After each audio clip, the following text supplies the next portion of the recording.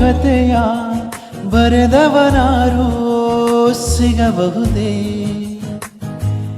ಈ ಸುಂದರಗಳಿಗೆ ಎಂದಿಗೂ ಹೀಗೆ ಇರಬಹುದೇ? ಚುಂಬಿಸುವೆನು ಕನ್ನಡಿಯನ್ನು ಕ್ಷಣಕ್ಕೆ 100 ಸಲ, ಹಂಗಿಸುವೆನು ನನ್ನೇ ನಾನು. ಅಂಬಲಗಳ ಹೂವನದಲ್ಲಿ ಕಂಡೇ ಹೊಂಬಿಸಿಲ, ಬಂದಿರುವುದು ಎದೆಗೆ ಜೇನು. ಹೂ ದುಂಬಿಯ ಕಥೆಯ ಬರೆದವನಾರು ಸಿಗಬಹುದೇ?